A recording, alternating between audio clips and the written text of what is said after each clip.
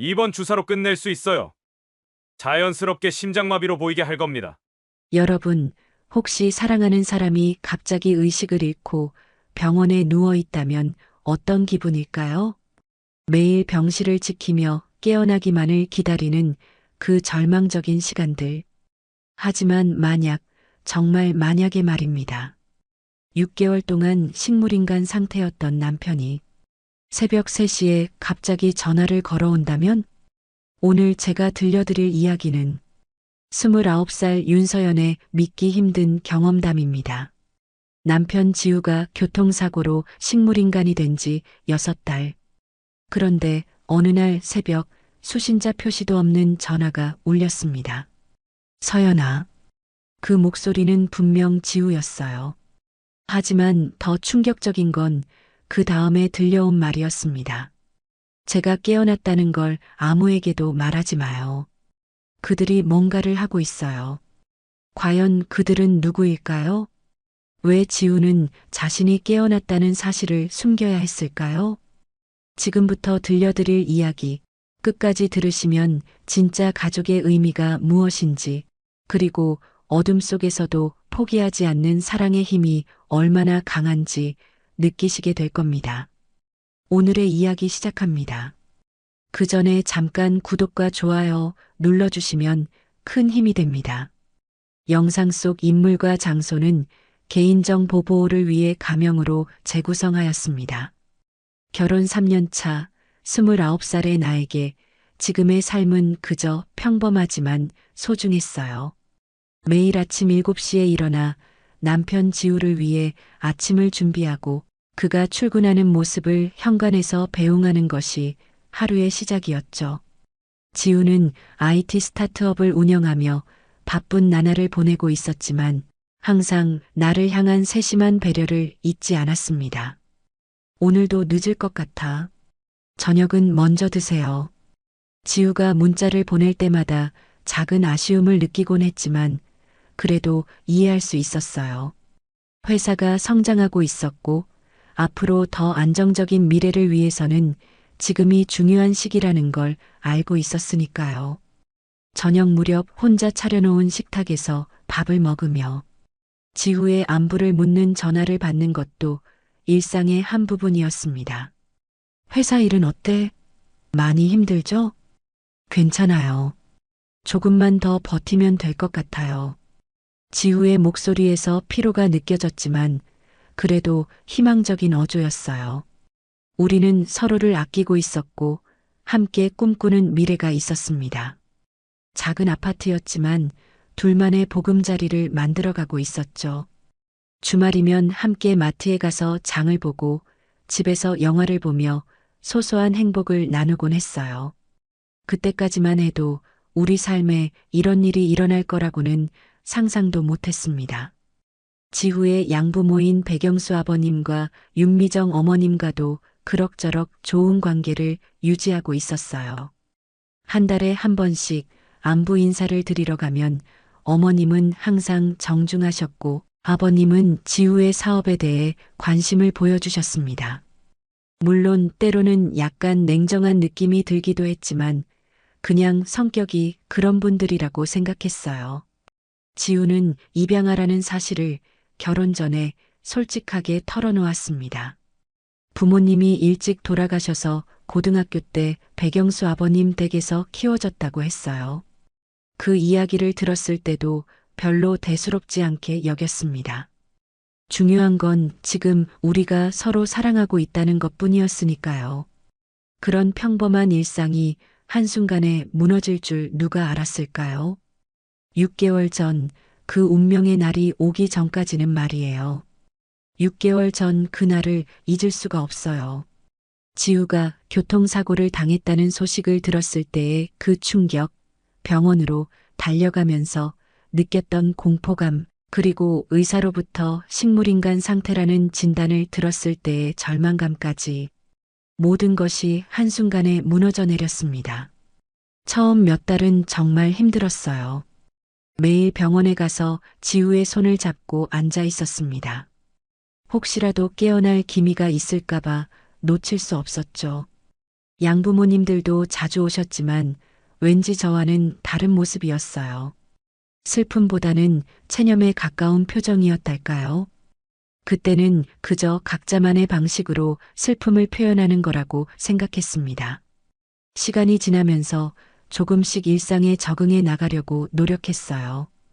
병원 생활이 길어질 것 같아서 야간 간병인도 고용했습니다. 장소민이라는 분이었는데 20년 경력의 베테랑이라고 했어요. 침착하고 신뢰할 만한 인상이었죠. 그런데 바로 어젯밤 새벽 3시에 전화가 왔어요.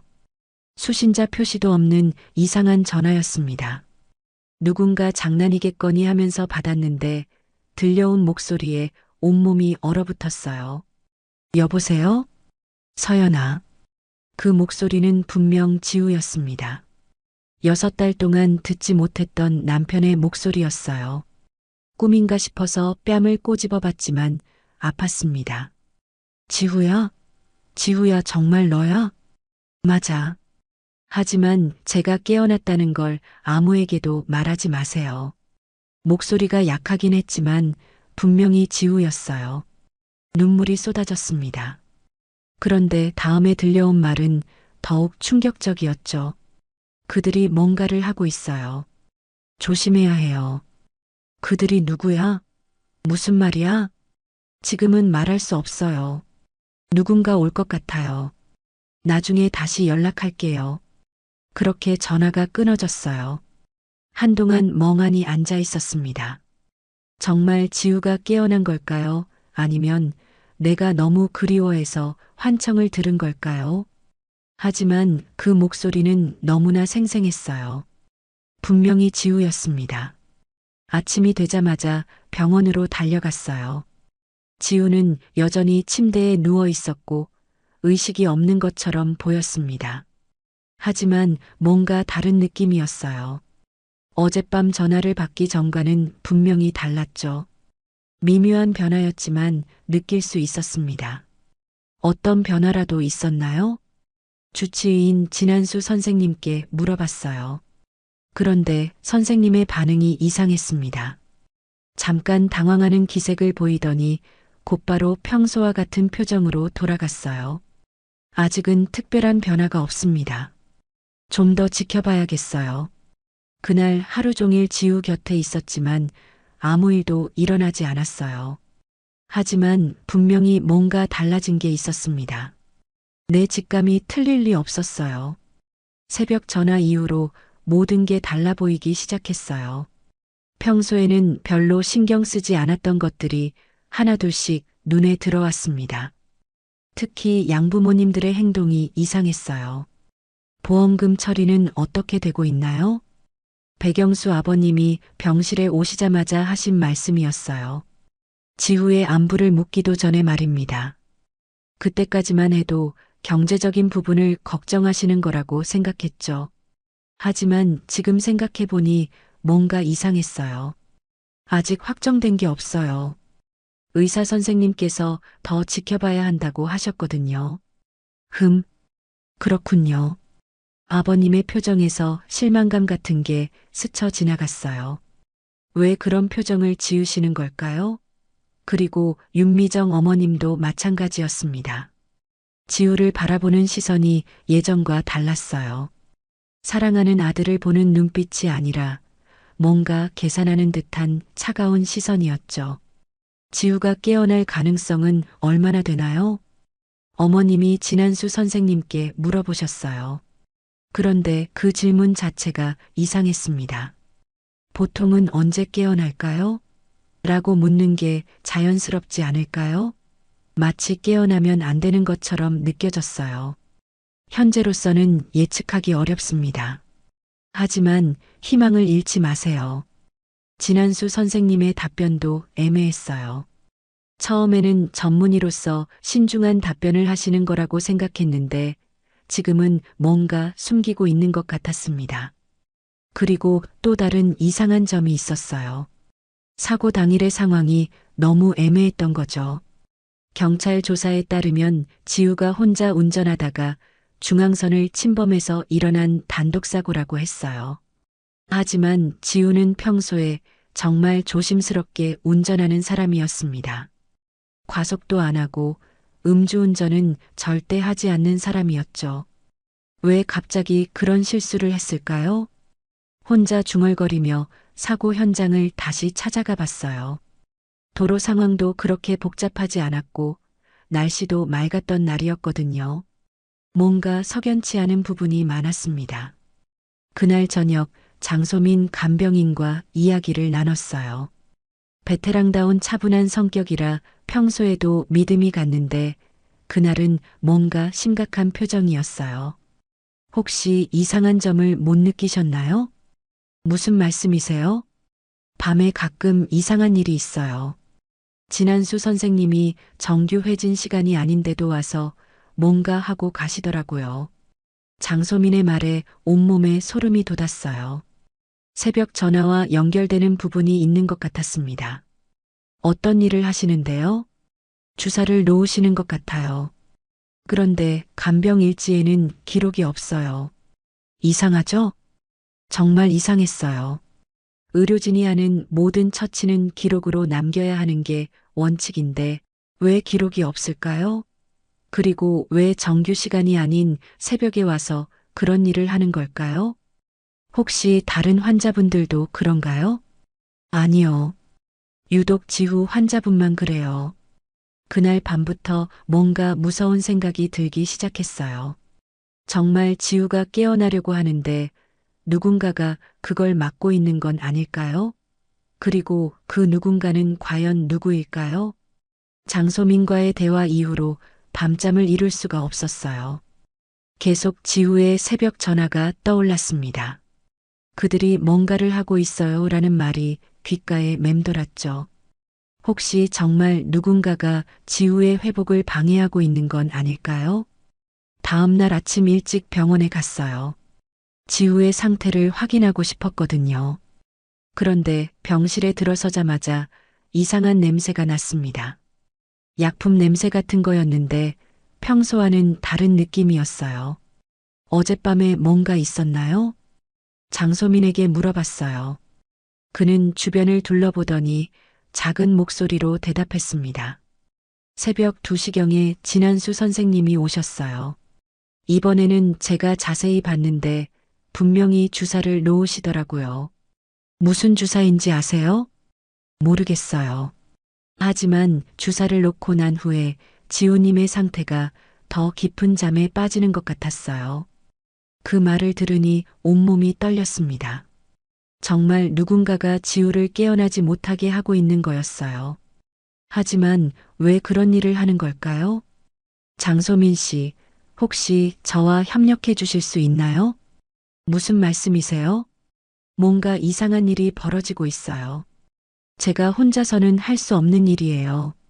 장소민은 잠시 고민하더니 고개를 끄덕였습니다. 20년간 간병 일을 하면서 이런 일은 처음이에요. 분명히 뭔가 잘못되고 있습니다. 그날부터 우리는 본격적인 감시를 시작했어요. 장소민은 밤 시간을, 저는 낮 시간을 담당했습니다. 그리고 모든 일을 꼼꼼히 기록하기로 했죠. 며칠 후 또 다른 이상한 일이 발생했어요. 백영수 아버님이 진한수 선생님과 복도에서 은밀하게 대화를 나누는 모습을 목격했습니다. 언제까지 이런 식으로 해야 하나요? 조금만 더 기다리세요. 곧 모든 게 정리될 겁니다. 보험회사에서 자꾸 재조사를 하겠다고 하는데 걱정하지 마세요. 제가 알아서 처리하겠습니다. 그들의 대화를 듣고 있으니 온몸에 소름이 돋았어요. 보험금 때문에 이런 일을 저지르고 있는 거였나요? 아니, 그럴 리 없어요. 설마 양부모님이 그런 일을 하실 리가. 하지만 의심은 점점 커져만 갔습니다. 특히 윤미정 어머님의 행동이 더욱 이상했어요. 지우를 보는 시선이 갈수록 차가워지고 있었거든요. 지우가 깨어나면 좋겠는데, 입으로는 그렇게 말하지만 표정에서는 전혀 다른 감정이 느껴졌어요. 마치 깨어나면 안 되는 것처럼 말이죠. 그날 밤 장소민이 흥미로운 걸 발견했어요. 오늘은 진한수 선생님이 오시기 전에 지우님이 잠깐 눈을 뜨셨어요. 정말요? 네, 분명히 봤어요. 하지만 주사를 맞고 난 후에는 다시 깊은 잠에 빠지셨어요. 이제 확신이 들었습니다. 지우는 분명히 깨어나려고 하고 있어요. 하지만 누군가가 그걸 막고 있는 거였습니다. 그리고 그 배후에는 양부모님들과 진한수 선생님이 있었어요. 우리가 증거를 모아야 해요. 어떻게요? 녹음을 해보죠. 그들의 대화를 녹음해서 진실을 밝혀내는 거예요. 장소민도 동의했습니다. 이제 우리의 본격적인 싸움이 시작되었어요. 지우를 구하기 위한 싸움이었습니다. 증거를 모으기 시작한 지 일주일쯤 지났을 때 또다시 새벽 3시에 전화가 왔어요. 이번에는 미리 준비를 해두었죠. 녹음기를 켜놓고 전화를 받았습니다. 서연아, 나야. 지우야. 정말 다행이다. 너무 걱정했어. 미안해, 자주 연락하지 못해서. 상황이 생각보다 심각해. 지우의 목소리가 이전보다 더 약해진 것 같았어요. 하지만 의식은 분명히 또렷했습니다. 무슨 일이야? 도대체 뭔 일이 벌어지고 있는 거야? 제가 양부모님께 보험금 수단으로 길러진 거였어.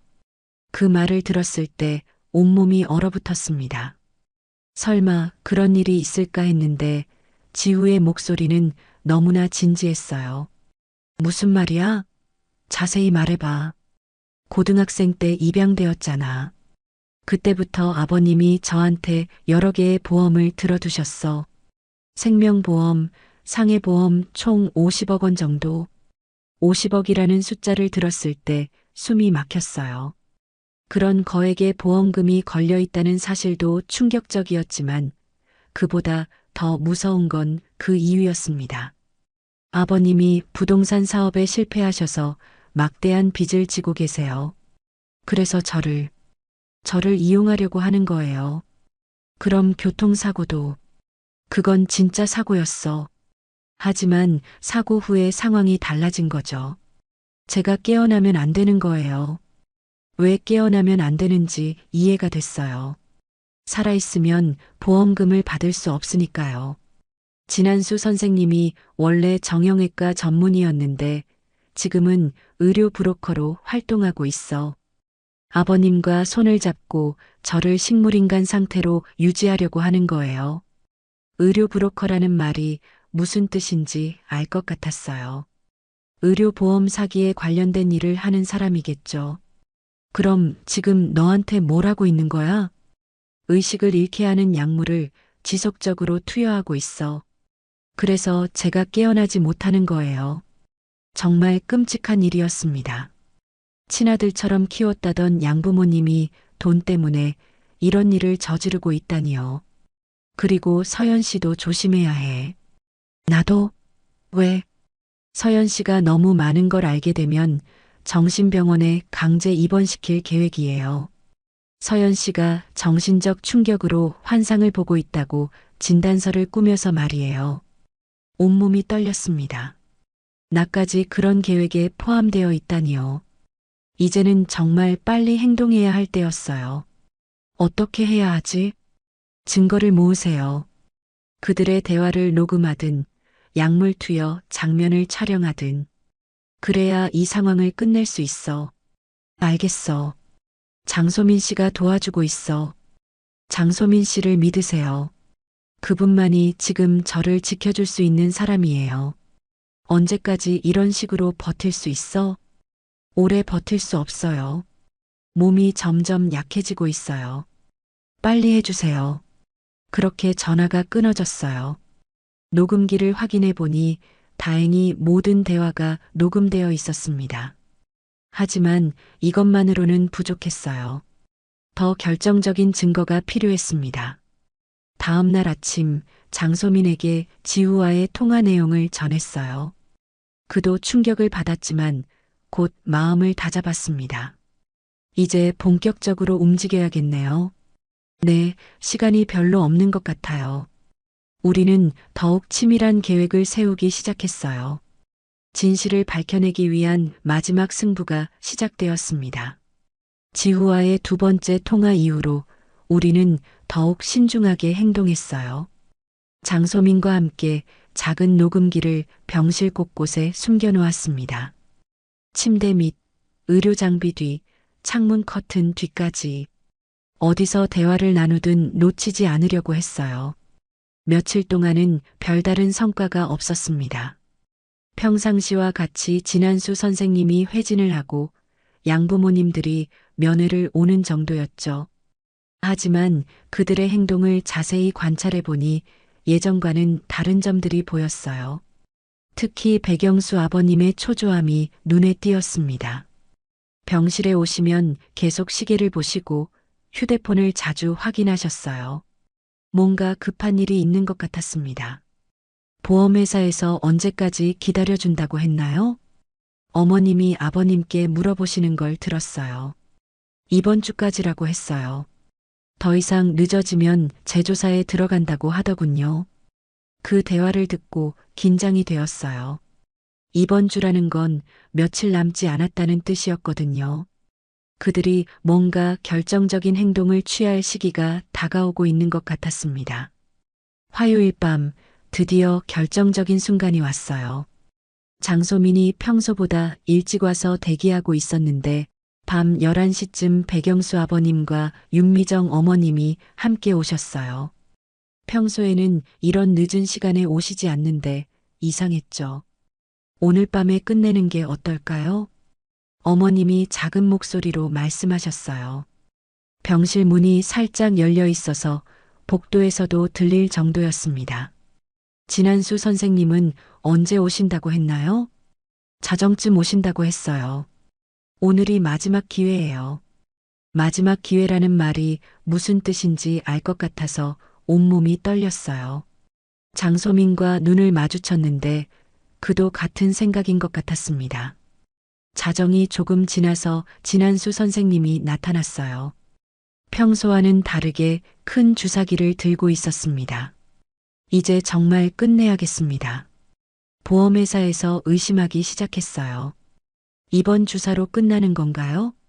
네, 자연스럽게 심장마비로 보이게 할 수 있어요. 아무도 의심하지 않을 겁니다. 그 순간 온몸에 소름이 돋았어요. 그들이 지우를 죽이려고 하고 있었던 거예요. 보험금을 받기 위해서 말이죠.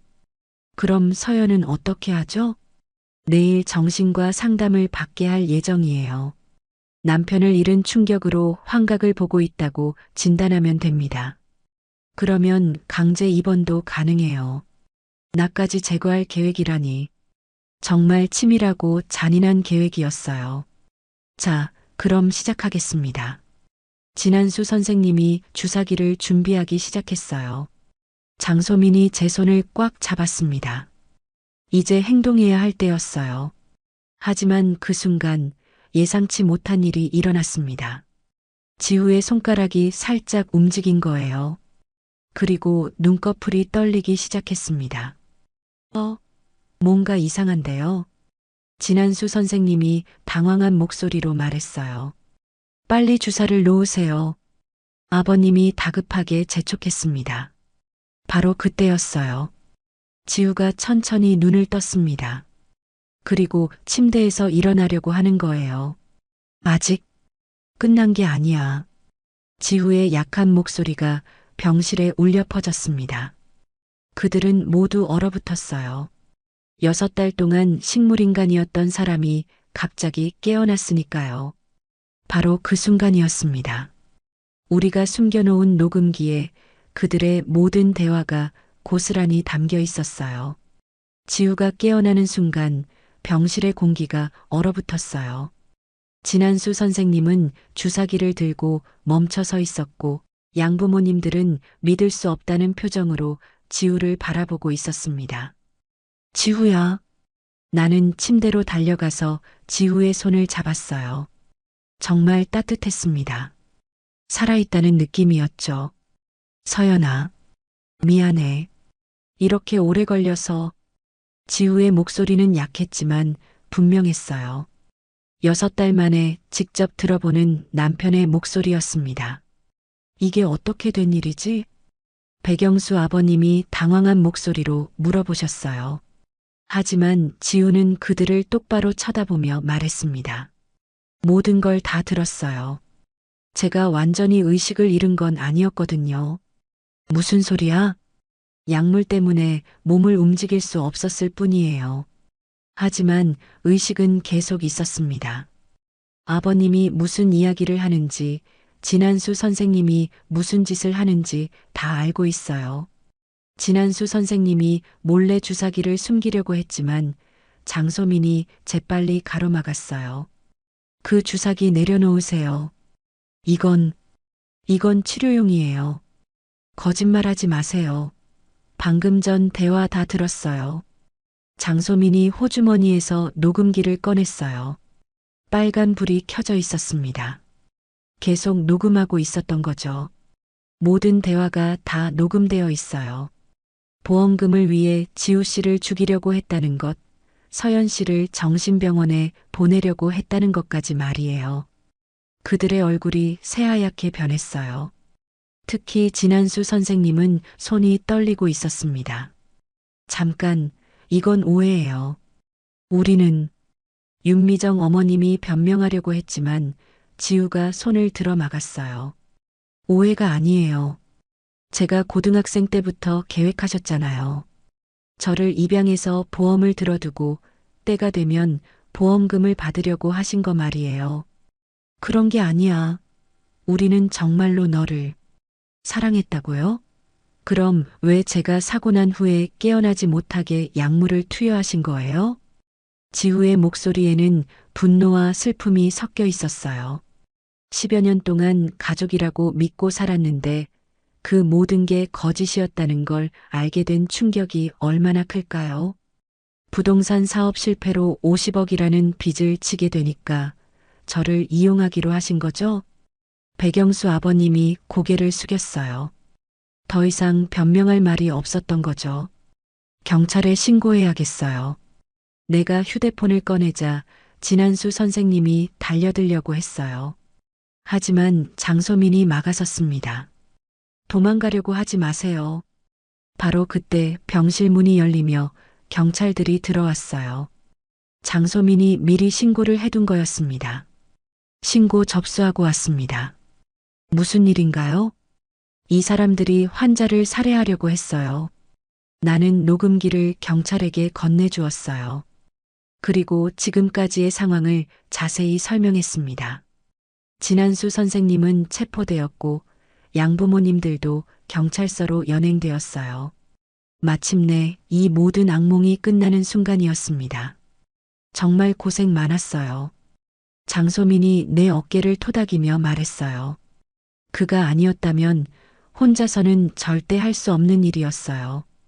고마워요. 정말 고마워요. 지우도 장소민에게 깊이 고개를 숙였습니다. 우리 모두에게 장소민은 생명의 은인이었어요. 그로부터 1년이 지났어요. 재판은 생각보다 빠르게 진행되었습니다. 녹음 증거와 장소민의 증언, 그리고 약물 투여 기록들이 모두 명확한 증거가 되었거든요. 진한수는 살인미수와 의료법 위반으로 15년형을 선고받았어요. 백영수 아버님은 살인교사와 보험사기 혐의로 무기징역, 윤미정 어머님은 공동정범으로 25년형을 받았습니다. 법정에서 판결문을 들을 때의 그 순간을 잊을 수 없어요. 마침내 정의가 실현된 것 같았습니다. 지우는 재활치료를 꾸준히 받았어요. 6달 동안 침대에 누워 있었던 탓에 근육이 많이 약해져 있었지만 의지가 워낙 강해서 회복 속도가 빨랐습니다. 처음에는 휠체어를 타고 다니다가 3달 후부터는 지팡이를 짚고 걸을 수 있게 되었어요. 이제 거의 다 나은 것 같아. 지우가 웃으며 말했을 때 정말 눈물이 났어요. 이렇게 다시 함께 대화할 수 있는 날이 올 줄 몰랐거든요. 그때 전화할 때 정말 무서웠을 텐데 어떻게 용기를 낼 수 있었어? 서연 씨가 있었으니까. 혼자였다면 포기했을 거예요. 우리는 새로운 집으로 이사했어요. 예전 집에는 너무 많은 기억들이 얽혀 있었거든요. 작지만 따뜻한 우리만의 공간을 만들어 갔습니다. 지후의 회사도 정상적으로 운영되고 있어요. 사고 당시 직원들이 잘 관리해줘서 큰 문제 없이 이어갈 수 있었습니다. 오히려 이 사건 이후로 직원들과의 관계가 더 끈끈해진 것 같아요. 저는 상담 봉사를 시작했어요. 비슷한 상황에 처한 사람들을 도와주고 싶었거든요. 가족으로부터 배신당한 사람들, 의료진을 믿지 못하게 된 사람들, 생각보다 많은 분들이 도움을 필요로 하고 있었어요. 서연 씨 덕분에 용기를 낼 수 있었어요. 상담을 받으러 오시는 분들이 종종 그런 말씀을 해주세요. 그럴 때마다 이 일을 시작하길 잘했다는 생각이 들어요. 장소민은 우리 가족 같은 존재가 되었어요. 지후의 재활치료에도 계속 도움을 주고 있고 명절이면 함께 시간을 보내곤 합니다. 그가 아니었다면 지금의 우리는 없었을 거예요. 정말 가족보다 더 가족 같아요. 지우가 장소민에게 말할 때마다 진짜 가족이 무엇인지 다시 생각하게 돼요. 핏줄로 이어진 관계가 아니라 서로를 진심으로 아끼고 지켜주는 마음이 진짜 가족인 것 같아요. 새벽 3시가 되면 가끔 그때 일이 떠올라요. 지우의 간절한 목소리, 그 전화가 없었다면 어떻게 되었을까 하는 생각도 들고요. 하지만 이제는 무서운 기억이 아니라 우리를 구해준 기적 같은 순간으로 여겨져요. 그때 전화하길 정말 잘했어요. 저도 그렇게 생각해요. 서연 씨를 믿고 연락하길 잘했어요. 지후와 저는 서로를 더욱 소중히 여기게 되었어요. 한번 잃을 뻔했던 사람이라서 그런지 함께 있는 시간 하나하나가 더욱 값지게 느껴집니다. 지금 우리는 정말 행복해요. 평범한 일상이지만 그 평범함이 얼마나 소중한지 알게 되었거든요.